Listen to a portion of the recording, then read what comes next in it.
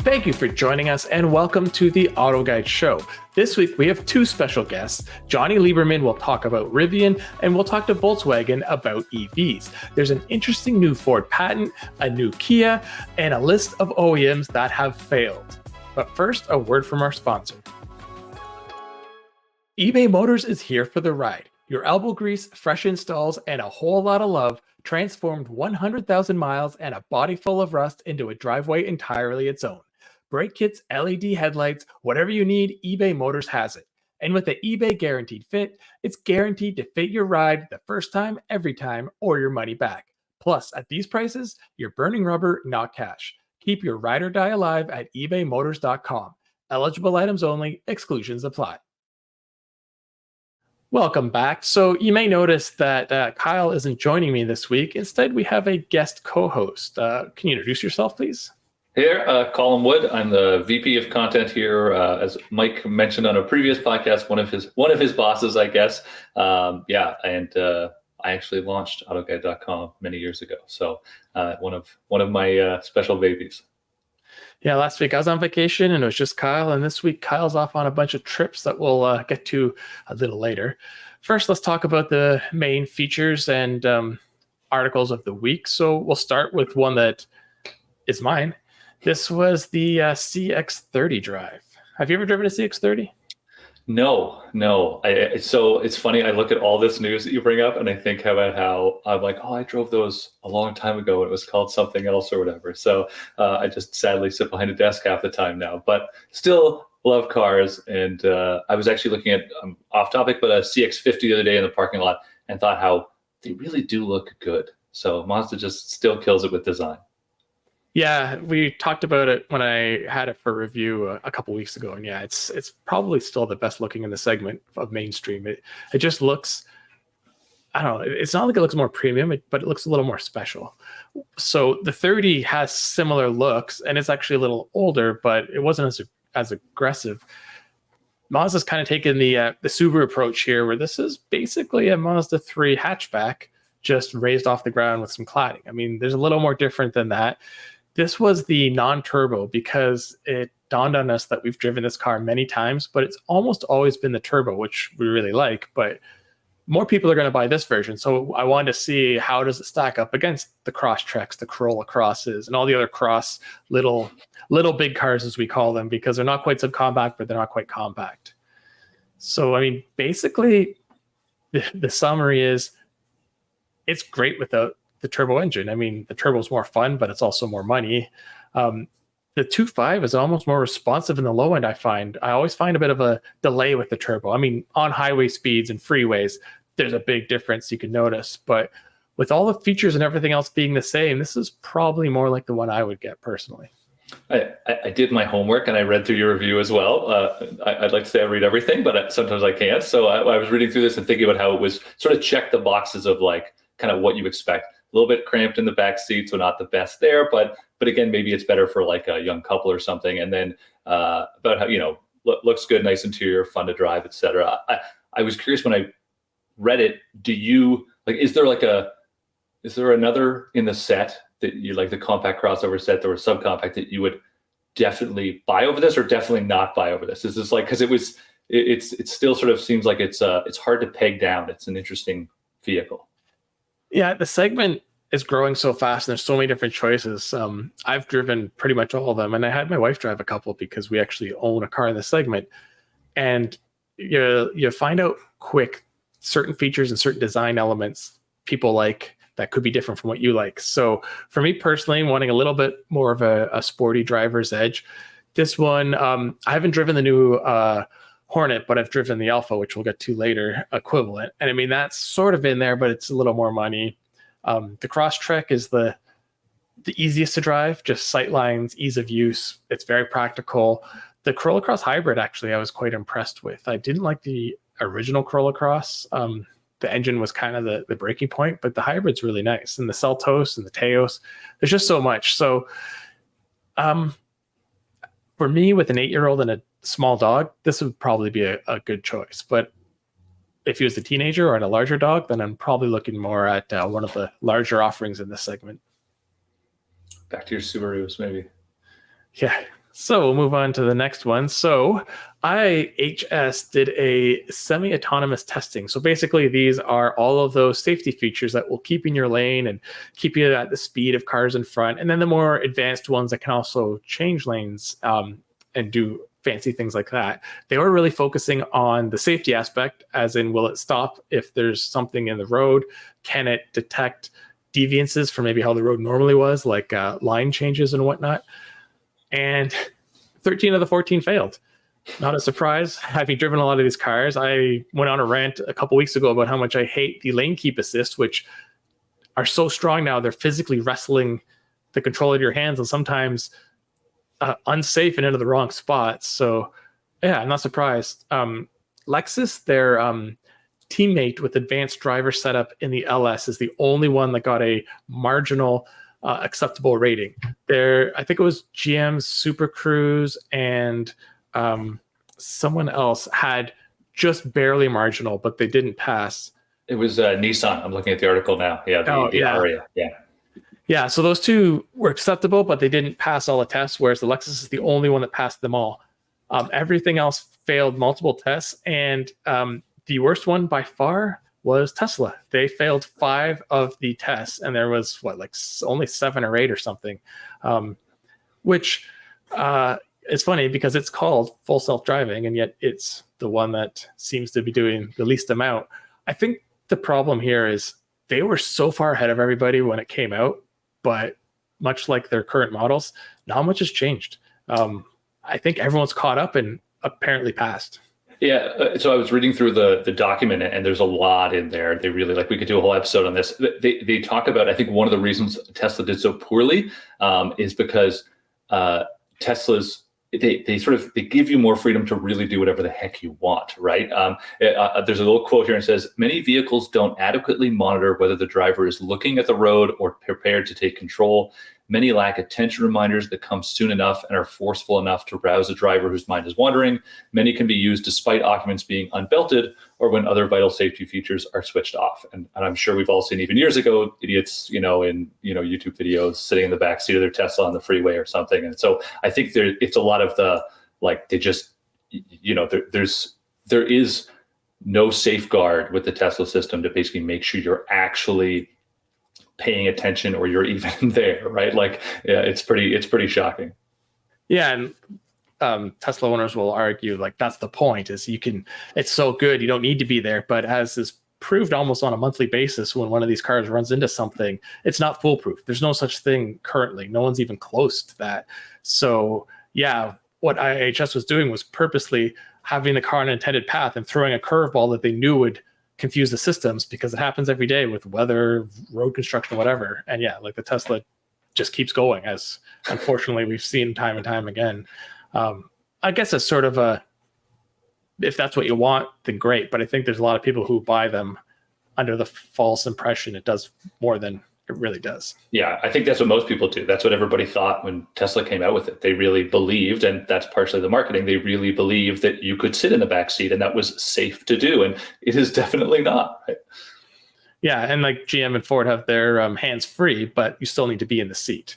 Yeah. So, which, we'll get there one day, but it's so far off. Not even technology-wise, which it still is, but just legislation.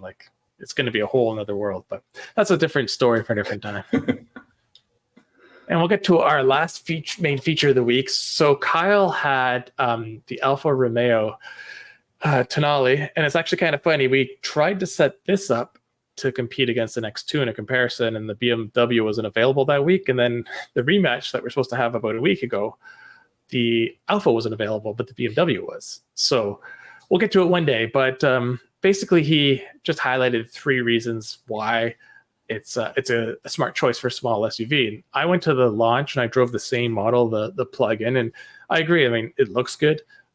It's got good power and decent range, and he really likes the tech inside. I wasn't one way or another with that.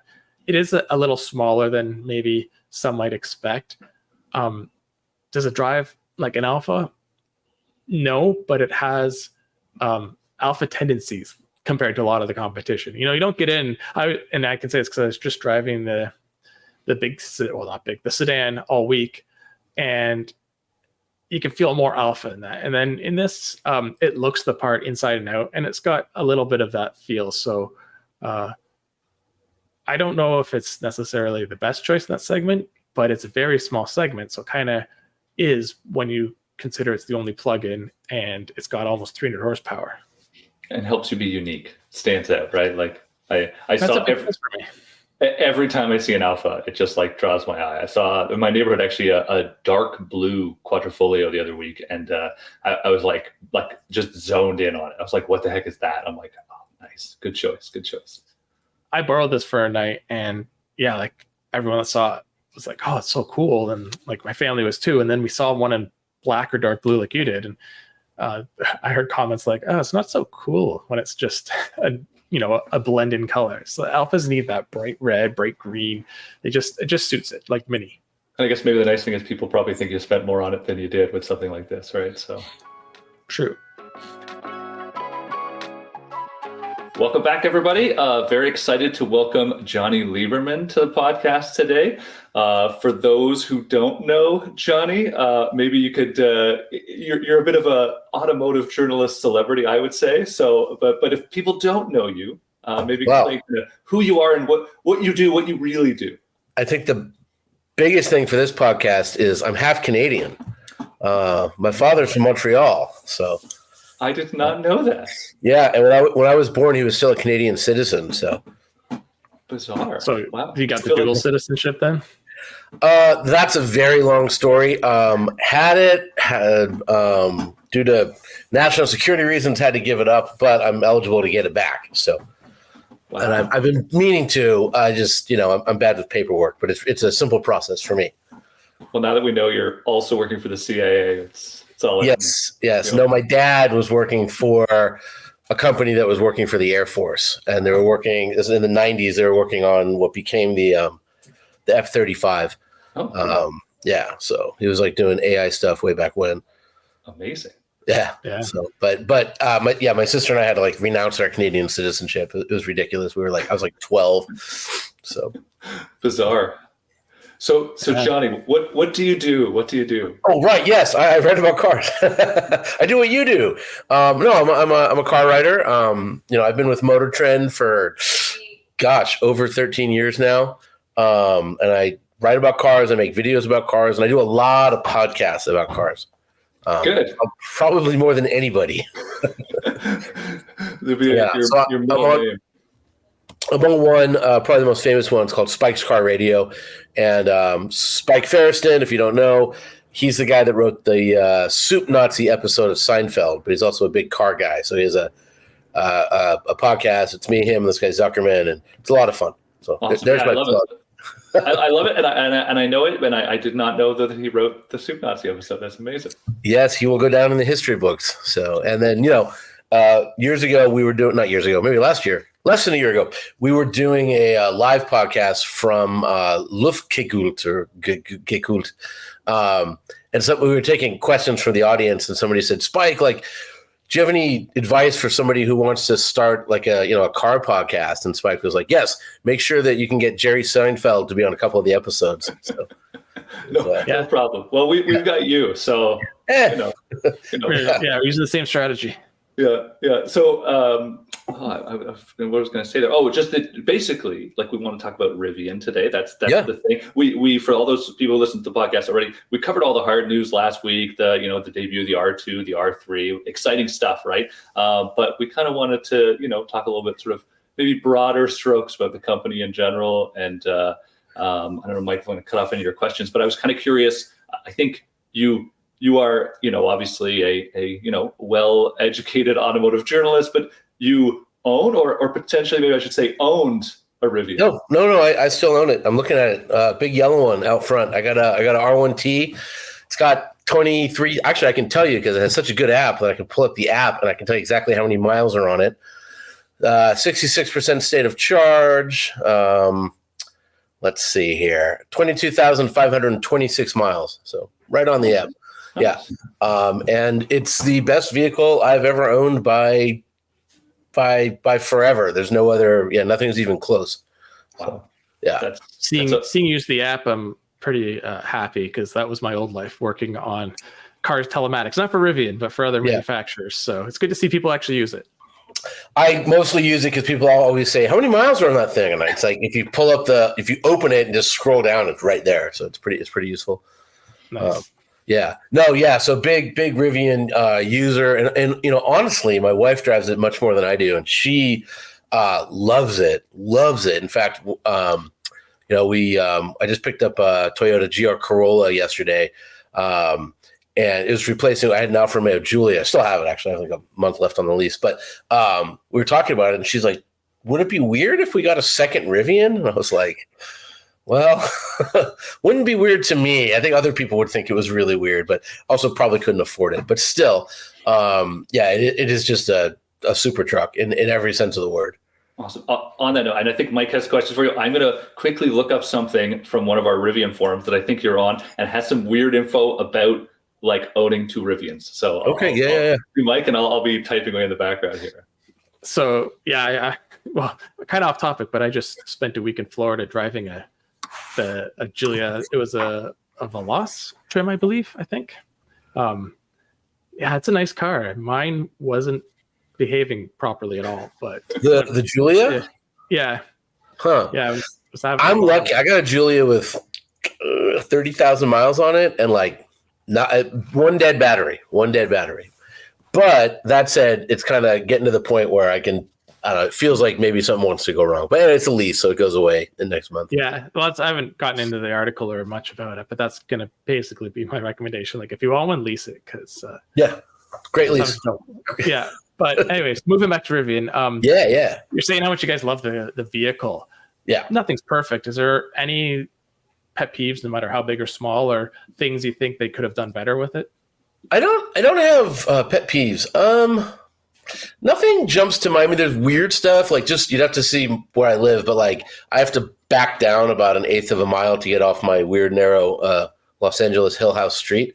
And you for some reason when you put it in reverse, you can't like turn the fan up or adjust the temperature. If you put it in park, you can, but like stuff like that, which that talk about an edge case.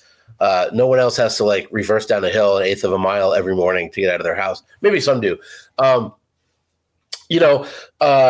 sunroof, not a big fan of that. I know that there will soon be a solid top option, but here in Los Angeles, I got mine tinted like crazy and it's still too hot.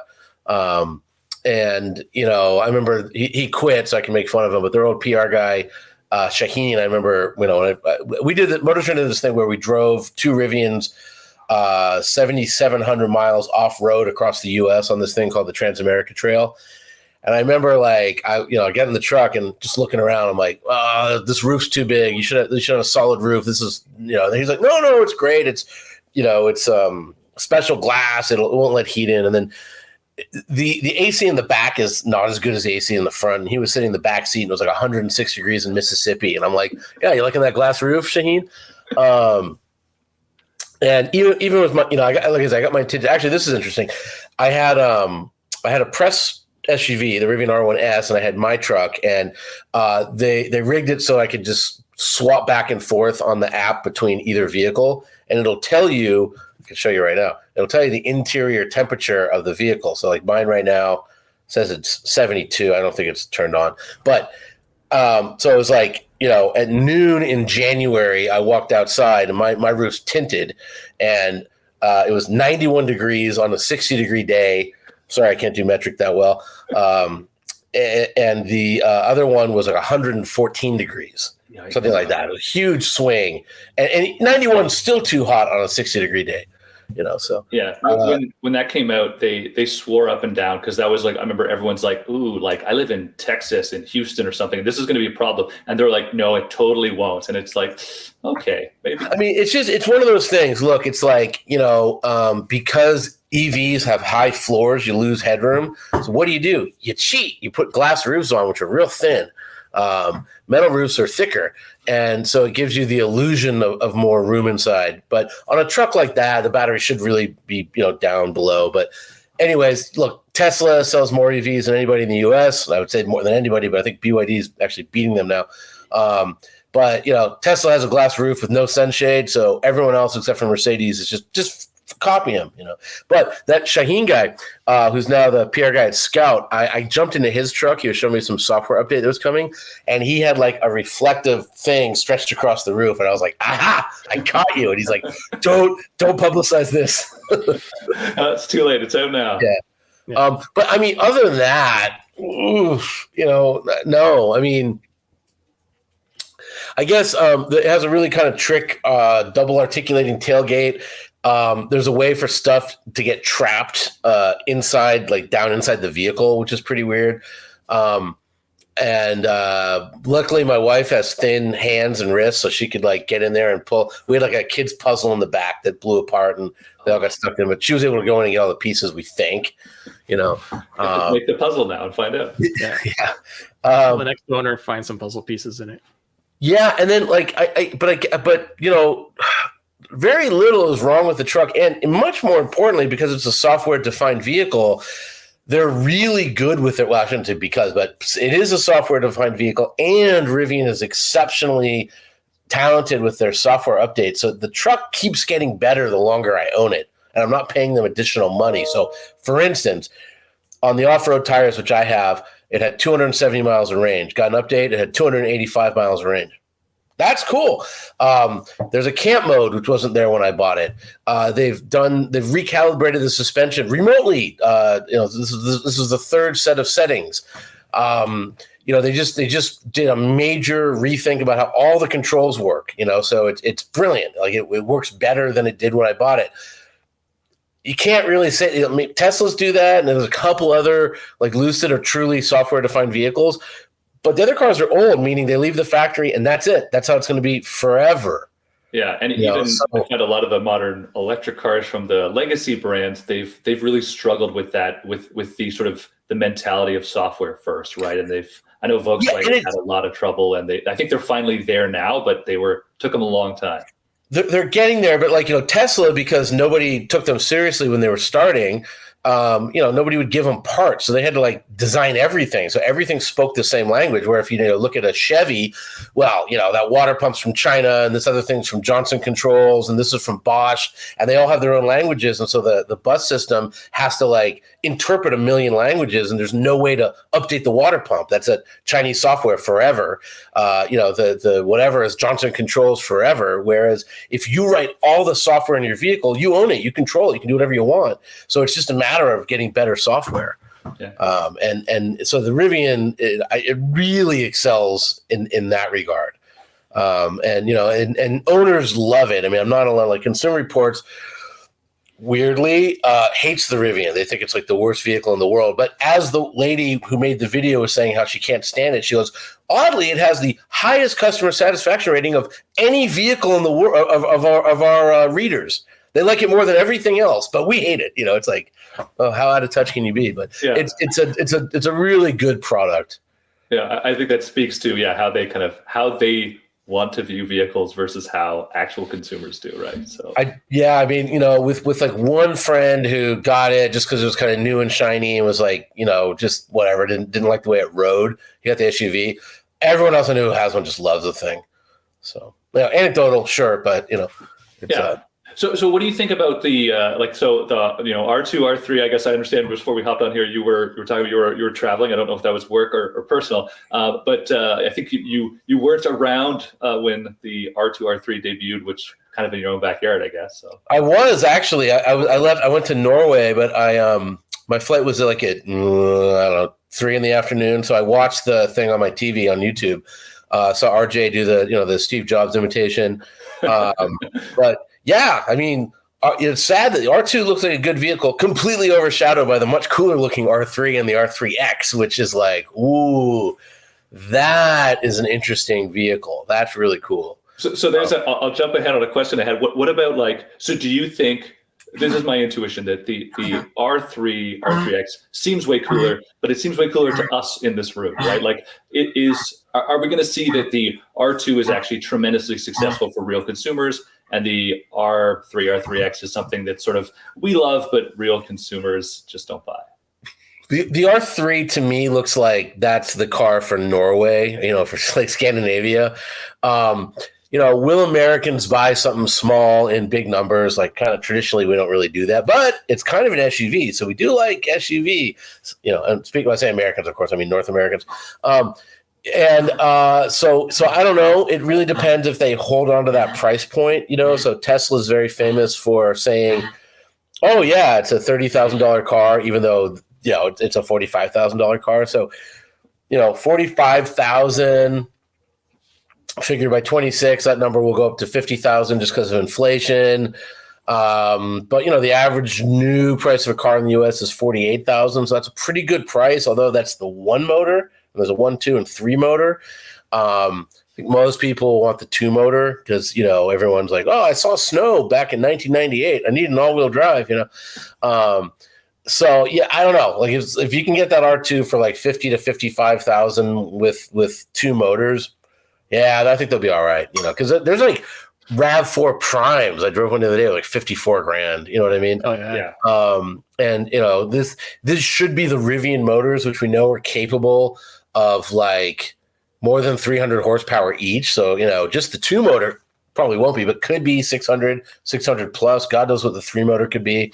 So it's interesting. It's an interesting product. And again, I think the R3, Rivian, they got to get out of the US. They got to go to other places. And I think the R2 also, but the R3 would, really give them entree.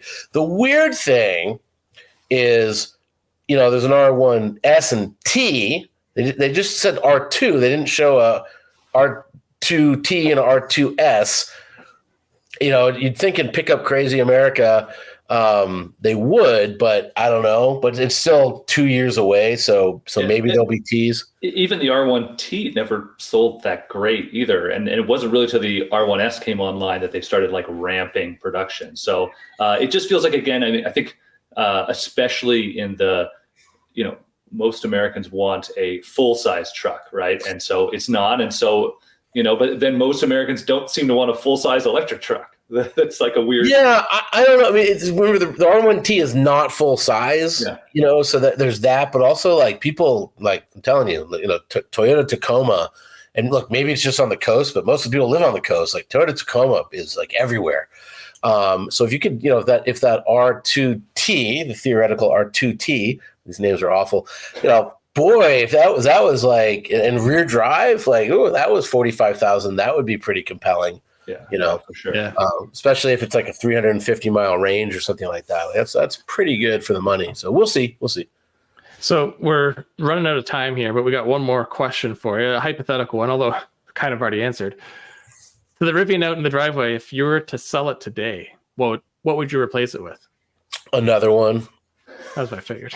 Yeah, no, actually, I wouldn't even sell this one because mine's yellow and they stopped making yellow, so it would be sad for me to sell. I still haven't driven it. I would love to drive the dual motor truck. I haven't. There's a chance it might be slightly better at off-roading because of locking differentials, whereas there is a situation with these, and I never had it really happen, but almost happened where you just get all the weight on like one motor, and then suddenly, you go from whatever 908 pound-feet of torque is down to a quarter of that, 240 pound-feet of torque, and you're trying to push a 7,000-pound truck up a hill with just that little torque. And I saw the motor get real hot, whereas it'd be nice if there was a way to lock them. And so, you still... I don't know, but then again, like it's a not that it's weaker. It's a more powerful single motor, but like it's still just one motor on the rear wheel. I don't know. I'd be curious. I'm really happy with the quad motor one. I love the thing. So that's your suggestion box entry right there. I don't know how you lock a motor to another motor. Like it would have to be some weird setup that would have some kind of clutching thing sticking out of the back or something. But it's possible, I'm sure.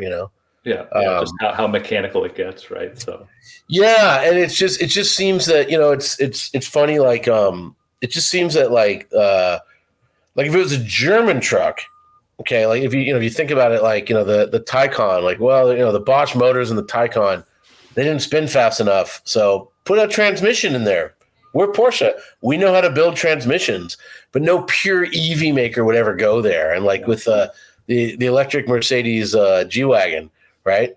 It's hard to throttle control at low speeds. Put in low gears. Put in so there's 4 transmissions in the electric G. You know what I mean? Like, so I don't think Rivian would get there with doing clutching motors.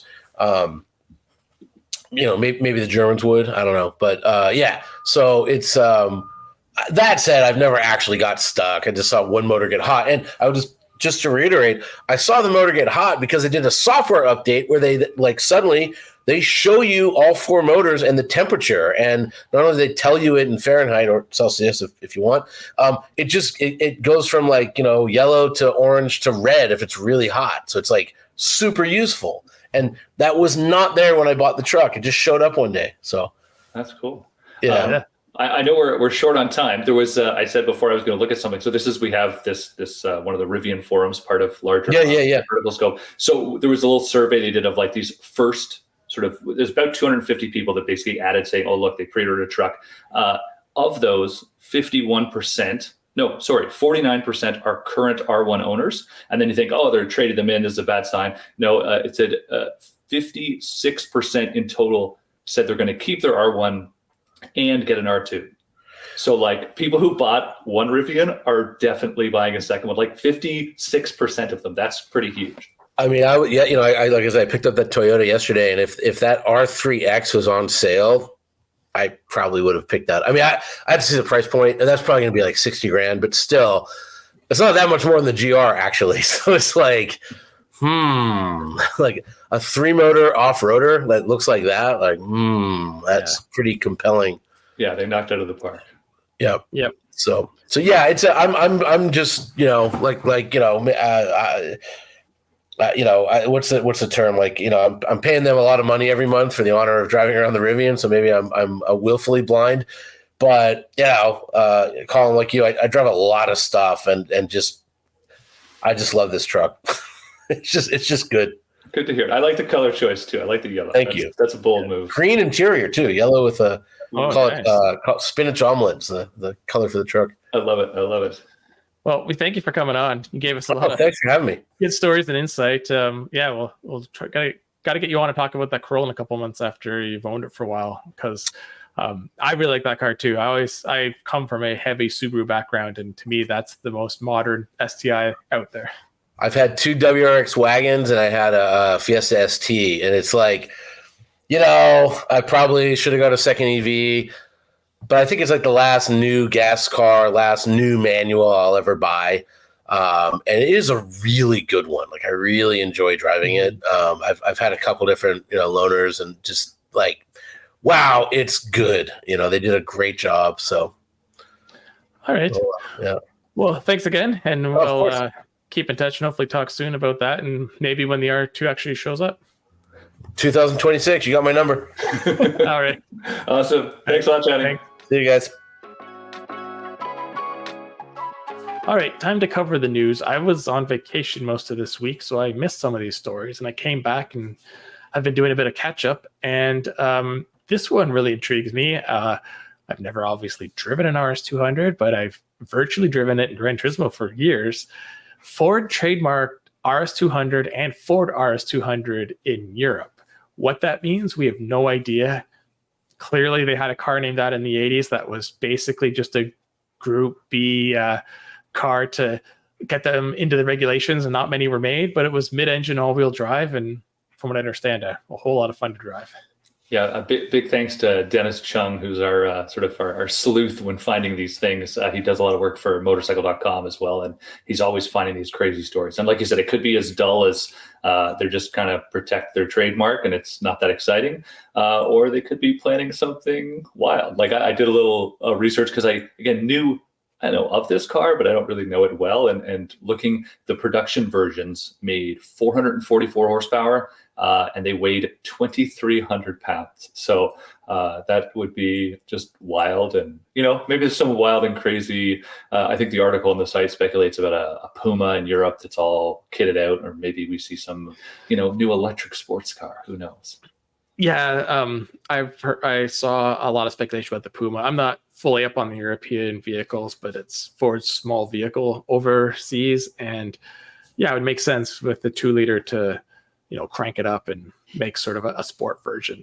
But back to when this original one came out, like at the time you had the Audi Quattro and the Porsche 959 was around that time, but that was it for all-wheel drive sports cars. It was quite the vehicle in its time. Yeah, and it just looks, unique as anything too, right? So if they could come up with something that unique, and Ford's high performance division, I don't want to make promises on their behalf, but they never seem to disappoint, right? Like everything's always just like, oh, it's going to be all right, and it's just like it's always awesome, and you're like, wow, like nice job. So.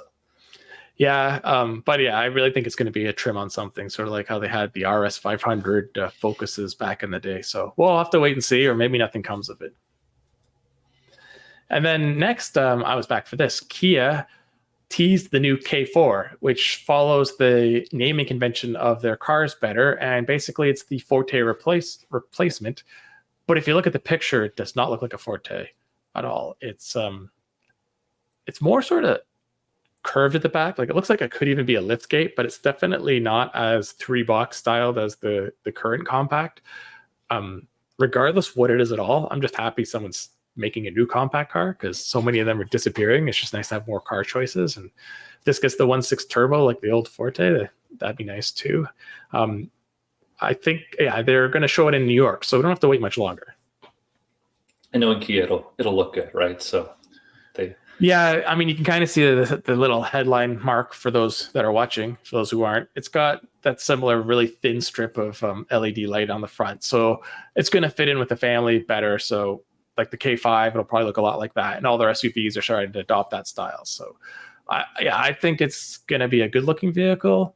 It'd be cool if Kia put the hybrid in there. I mean, how hard would it be to take it from the Sportage and put it in? I mean, I think they could.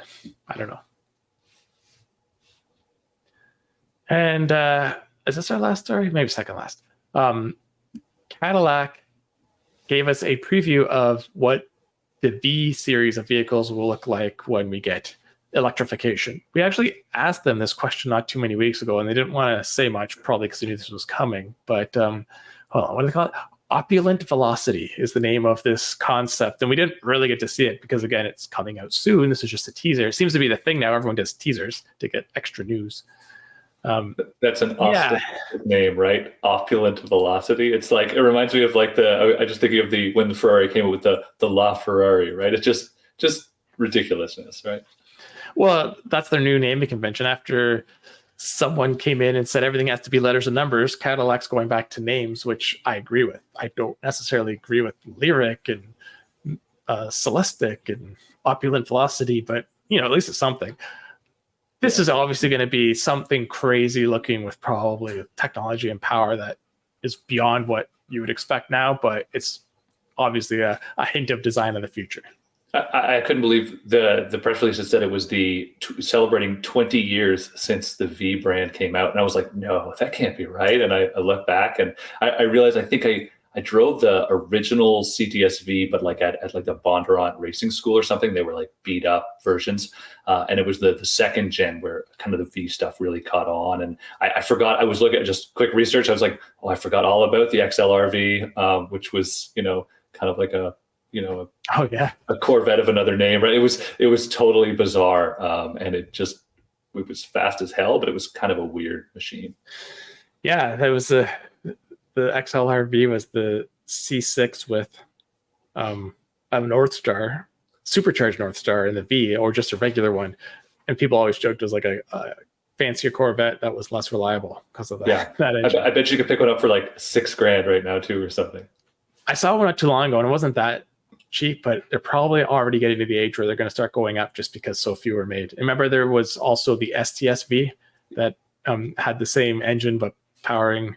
Oh yeah, that was when it was rear drive. So yeah, same engine combo. And then obviously the CTS-V, the 04, that was such a great car when it came out. Yeah, that was really when V hit its stride, right? Like all the really good stuff came out. They really pushed their like racing then, and it was great stuff. Oh, I love those cars. Yeah, I had a friend who had a manual first gen V, and they weren't the fastest thing, but they were just fun. And then the V's now, I mean, I still think the CT5 V Blackwing's my favorite overall car. Just for everyday use, it's got everything I'd want. Except for it's not a wagon. Was that friend Benjamin Hunting? No, I know he has one too. I was looking through the articles on the site all about like all our past Cadillac stuff, and there was a article he wrote for us years ago about it versus a modern CTS-V or something along those lines. I was like, oh, he still has it. Cool. Yeah, my first taste of CTS-V, ironically, was Bob Bondurant school in Arizona, but it was the second gen coupes. And we were on this tight little course doing lead follow, and I was like, I've never even driven like, what was it? It was like 556 horsepower, I think, at that point. And yeah, there's just too much power for what we're doing, which I understand they didn't want us to open them up. But I remember thinking like it was like a muscle car, it's this big, powerful thing. And then when I got in the next gen CTS and ATS Vs, I was like, okay, these are like, that's when Cadillac made some crazy performance cars. They were almost class leading. Like you could put them up against the Germans and the new ones too. Like the first ones were kind of, hey, it's cool, Cadillac has a sporty car, but then they turned into, serious performers. Yeah, and they hit that Nürburgring record back then too, right? So that was like a big, best fastest sedan, beat the M5. I still make the comment all the time, like who would have ever guessed 10, 20, 30 years ago that Cadillac would be the last manufacturer with a manual V8 large sedan on the market compared to BMW, Mercedes, Audi, like none of them have it anymore. And it's Cadillac who still has it. So good on them. Agreed. All right. And our last story of the week, there was a study that came out and it somehow dug through more data than I'd ever want to think about and figured out how many cars there are per capita in every country in the world. And number one is quite a surprise. I mean, everyone would probably immediately jump to the United States because there people seem to have like 6 cars each. 3 are running, 3 aren't, but just cars everywhere. And they only came second. Did you read to see what number one was? I think it was New Zealand, I want to say. Yeah, it was New Zealand, which I kind of get. It's not a big piece of land, but it's got all like basically every kind of terrain you could think of, and there's not that many people, so they probably all need a car to get around, and mass public transit just isn't feasible in a lot of places on the country. And I know, I was gonna say, I know New Zealand and Australia love their cars, maybe even more than North Americans. Like it's a thing down there, and Australia was 4th. So yeah, kind of makes me want to go to New Zealand more. I wonder what's down there. There you go. Visit, get some more, borrow an automaker car from somebody. I actually have a friend who lives there, and I was talking to him yesterday, and he has a Falcon with the the Ford Falcon, and it got stolen this week, and it just got recovered yesterday. So now they're trying to figure out sort of the condition and whatnot. But yeah, they have so many cool cars down there. Special place in hell for that person. Yeah, and third place too is a giant surprise, Poland. I mean, not that there's anything with Poland, but it just seems random, like just a random European countries up there. Yeah, it doesn't seem, I mean, maybe it's a bigger in size, people need them, but also like you don't think of them as being particularly wealthy, I would say. And you kind of think they're sort of, that would be connected, right? But good for them. They love their cars. Yeah, like not even to those points. It's like, why them and not Germany or France or Italy? I mean, they all have their own manufacturers and they're all situated relatively in the same sort of area. So it's just, if you go down the list, they start popping up, but it's just funny that one of them pops up there. Yeah, it is weird. Okay, well, we're going to take a quick break and get a word from our sponsor before we talk to Volkswagen about electric cars. This is the AutoGuide Show brought to you by eBay Motors. eBay Motors is here for the ride. Do you remember your first car? I sure do. I was fresh out of university and I wanted nothing more than a car. So I went to some dealers with two things in mind. I wanted a two-door coupe and I wanted a manual transmission. After looking around, I finally ended up with a 2003 Oldsmobile Alero coupe with a 5-speed manual and a 4-cylinder engine. A lot of people didn't understand why I bought that car, but I loved it. I would take it everywhere. I also wanted to modify it. I put a lot of parts on that didn't work. I put on some wheels and they ended up ripping apart my rear brakes and I had to get rid of them. My intake, my exhaust, my suspension, and some interior bits were all custom made. It would have helped so much if there was some sort of way that I could get guaranteed parts for my car back then. Another thing I loved to do with the car was I would take it drag racing. I would do low 15 seconds and thought I was so fast, which I wasn't. But you know what? I was having a blast and I was getting to run the car harder than I was allowed to on the street. I also went to a lot of charity car shows, road trips, and weeks up at the cottage. I had the car for almost 2 years until one day it was written off in a snowstorm in Detroit by a mail truck. It was a sad day, and I really miss that car. One day, maybe I'll get another Alero, but for now, I'll just have good memories of this car and how much fun I had with it. With over 122 million parts for your number one ride or die, you can make sure your ride stays running smoothly. Brake kits, LED headlights, roof rack, bumpers, whatever your baby needs, eBay Motors has it. And with the eBay Guaranteed Fit, it's guaranteed to fit your ride the first time, every time, or your money back. Plus, at these prices, you're burning rubber, not cash. Keep your ride or die alive at ebaymotors.com. Eligible items only, exclusions apply. Welcome back to the AutoGuide Show, brought to you by eBay Motors. We have another special guest today. This is Jeffrey Lear from Volkswagen. If you could just introduce yourself and tell us what you do at the company. Sure. So Jeffrey Lear, I'm the Director of Product and Strategy with the Volkswagen brand under the sales and marketing umbrella. Most recently was product manager for the EV family of vehicles in my new role that I took last year. I retained most of that responsibility for the EV product planning for ID Buzz, ID7, as well as other vehicles that are in the future on the horizon. And then I'm also responsible for technology, infotainment, driver assistance systems, as well as powertrain and battery strategy for the brand. That's a lot. It's a lot. It's a lot of things to cover, but we've got a good team. So awesome. Well, thanks for coming on. That's interesting. I'm Mike was just mentioning he's very enthused by the ID Buzz. I think everybody is. It's been sort of a long time coming. I'm kind of curious. I look at it. It's I don't want to say this as a negative, but it's almost too unique. You're like, what is it, right? Like it's really not like other things on the market. So how do you guys view it? How will you present it? Like, do you say, oh, it's a minivan, or it's a 3-row crossover, or like, how do you really present it? That's a wonderful question. You'll never hear me say that M word. It's a bad word for me and my team. So it comes with a lot of baggage, and we know that. So we actually classify it as a bus. We believe it's sort of an invention of a new segment.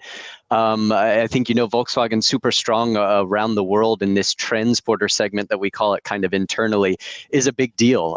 There are also big deals around the rest of the world. This very upright, boxy, almost not very appealing box of a vehicle, but we've been able to take that and also make it really exciting. Obviously, bringing the nostalgia back into the vehicle as well. So yes, it is a 3-row vehicle. Yes, it has plenty of functionality in space, but no, we will not call that a minivan.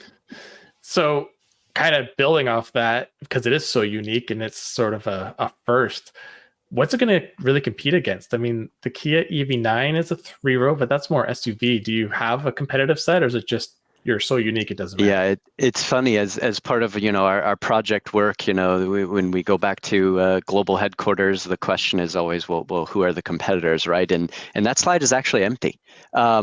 Yes, we'll be conquesting from plenty of other vehicles out there. Our own internal research shows that most folks who are really interested in the ID Buzz obviously value space and functionality, and they certainly value the 3 rows of seats. So a lot of consumers, we believe, will be coming from larger, mid-size or large 2- and 3-row SUVs. Actually, even some compact SUVs. But at the end of the day, I wouldn't say there's one benchmark that we're going after. We know that there are plenty of consumers out there that want an electric, let's say, people carrier or people mover, right? And that's what makes this thing so fun. It's different.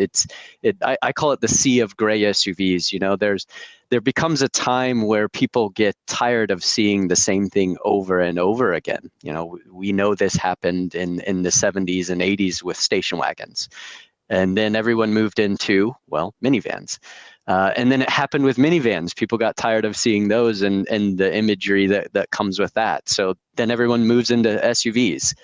So the question is, will SUVs become that? I don't think so. I think the answer is no. I think they'll stick around, but this provides an alternative, and that's what's really exciting and important. It's a bold move, but you think about, there are so many brands are always trying to create that new segment, create something new, right? And I'm sure in a lot of boardrooms, great ideas get tossed, thrown in the garbage, right? Because they're too, unique, right? But here's something that is unique, that's kind of made it through. That's like, oh, and who knows? This could be, like you said, you could be making a new segment that your rivals in the space are trying to catch up to, which I'm sure would be the best case scenario for you guys. Yeah, absolutely. And we've, to be very frank, we've shown 3 or 4 concept vehicles over the past 2 decades on what is a new bus interpretation. What does the new bus of the future look like? All the way back to the 2001 microbus concept in Detroit Motor Show. And the reality is we were never really able to achieve the proper, let's say, bus proportions, dimensions, and nostalgic design up until now, until the MEB platform, because there's no way you could have a combustion motor on the front of this thing with this massive overhang on the front. You just wouldn't be able to achieve that design. So MEB allows us to do that. Obviously, the absence of a combustion engine. And then you have that really short, flat nose, which is what we believe is, one of the key criteria to make the bus a bus. Do you have like a target demo for this vehicle? Like, I know so there's no competitive set, but is there like a who you're looking to sell? Again, like we talk about the sort of, there's these memories of the old buses, right? And sort of this boomer segment. But it seems like you wouldn't build a vehicle like this targeting boomers, because I'm sure they have money, they could buy it sort of disposably and not have to worry about it, even if it is like a more premium version. But I feel like that's it's not where the future is necessarily, right? So yeah, fair enough. No, the truth is, we believe no other brand could do something like this, at least with the nostalgia that comes with the bus. So we kind of had to do it. We have to do it, and we wanted to do it, of course. But what we believe the buyer pools are. We bucket them kind of into 3 groups, and I'll call the nostalgists one of those groups. So you're completely right. There's going to be plenty of people that had a bus or a Beetle in the past, and diehard Volkswagen fans. Which there's plenty of people out there. How many people do you know that have I don't know, a Subaru or Toyota tattoo? I'm not aware of any, but there's a lot of Volkswagen tattoos out there. So it will certainly play into those roles. But there's also, like I mentioned earlier, there's plenty of people that just want to get into a 3-row electric vehicle. And there's a couple out there. There are expensive ones out there, Mercedes, BMW, the Model X. Those are out there, but they're $80,000, $90,000, $100,000. So bringing a more attainable, people mover in this space is really important. And we kind of say the third bucket is just simply a design buyer. Maybe they need the space too, but someone who just wants to go against the grain, wants to show up in something that's different. How many buyers of Wranglers actually take those off-roading? Yeah. Probably not too many. Will everybody use this to haul 7 passengers? Probably not. But it's just exciting to drive something that's just a little bit different. And we know that our buyers with Volkswagens, they are a slightly different group of people and want to be seen that way too. So. And not enough can be said about having sliding doors on people haulers. It just makes life so much easier. Every parent that I talk to about sliding doors says minivans are the most convenient thing in the world, but we don't want to drive them because they're horribly ugly and nobody wants to be seen in them. But they are practical, that's for sure. So this can bring sliding doors and make it cool, to be honest. Yeah. So slightly transitioning to one of your other products, the ID7, we've been seeing concepts and then the vehicle for a while. First off, thank you for making an EV car, because hardly anyone's doing that, and I hate seeing that the car is slowly dying off. But do you have a on sale time frame for it? Yeah, you'll see the ID7 by the end of the year. So we're really looking forward to that, and it definitely will round out, let's say, the near term family plan for our EV lineup at Volkswagen. So we're definitely looking forward to that car. Do you have, if I take the counter to Mike's enthusiasm, not that I don't love a good sedan, I do, but like, is there concerns around, or just even what's the product mentality going in of knowing that it seems like sedans are a diminishing segment every day. And even right now, there seems to be a little bit of headwinds, just in EV sales. So I'm curious what your thoughts are on how you're going to sort of position that, or how you're going to drive success for a vehicle like the ID7. Yeah, definitely. And it's definitely been a question along, the journey of the product development process of this vehicle. But the reality is, well, twofold. One, here at Volkswagen, it's a part of our DNA to have a fun to drive vehicle, and cars represent that, right? Lower to the ground, better driving dynamics, and frankly, with an EV, also better aerodynamics, which translates to longer driving range. So that's one key piece. And we strongly believe in sedans, and strongly believe it's part of who we are, and we want to make sure that we keep that around. Passat and Jetta have been key pillars of our product strategy in the past, and we want to bring that into the future with electric mobility too. And the other side of the coin is, well, the auto industry, a lot of folks do say, and sedans are performing, not as well as they used to, but the reality is, when you look at the numbers, it's still a huge segment. It's still 10, 11, 12% of the market through the rest of the decade. So it's still a large chunk. And when you factor in the segments that we play in at Volkswagen, take trucks out of the market, it's an even larger piece of the pie for us. So we absolutely believe in that segment, and sedans are part of who we are. So building on what Colin said, there's one sort of more mainstream electric sedan on the market right now, the Hyundai Ioniq 6, which I am sure people undoubtedly compare, even if they're not similar. How are you positioning it to be different from that car? Yeah, that's a good question. Absolutely. So the ID7 will stand out on its own, and we've kind of bucketed also into three areas. The first and foremost is the size of the vehicle. Our car is 4.95 meters, which I did some math, and actually it's only a half an inch shorter than the Lucid Air. Wow. So it's a very large vehicle, larger in size than the Passat, larger than the Arteon that we've had in the family as well. So it's actually the length of roundabout an Accord, but it will bring a lot of interior space, and of course cargo carrying capability. So size is one of those. And it's a large sedan, supremely comfort, supremely spacious. Technology is another one of those pillars. So this is actually going to be a technology halo for us. And it has several features that the competition just simply don't even offer. So we'll have an augmented reality heads-up display as standard, and the way the display concept has been rolled out on this vehicle is really centered around that augmented reality heads-up display. So we've actually taken the driver's display, made it a lot smaller to really give focus to that. We also have the electrochromic tinting glass roof. So at the swipe of the finger, the glass roof will become opaque, so to keep the sun out and things like that. We'll have what we call our smart air vents, which can actually direct the airflow on the driver and passenger through like a fan-like movement. And what's really unique about those, you might say, hey, but Tesla has those too. Well, ours actually have memory positions too, so you can kind of store two positions. If you want airflow directed directly on your face or elsewhere. We'll have a 15-inch center display as standard. Area view will be standard in the car. And then one other unique innovation that we're bringing to market with Volkswagen on the ID7 is something we call Climatronic seats.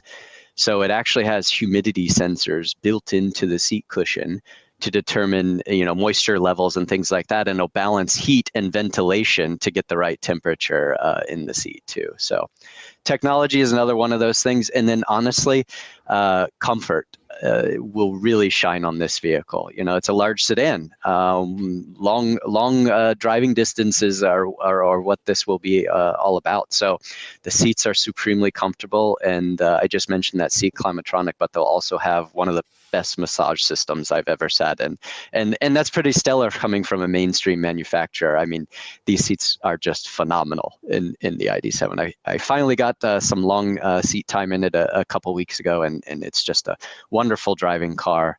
Couple that with our dynamic chassis control, with the adjustable dampers. It's just a supreme driving machine.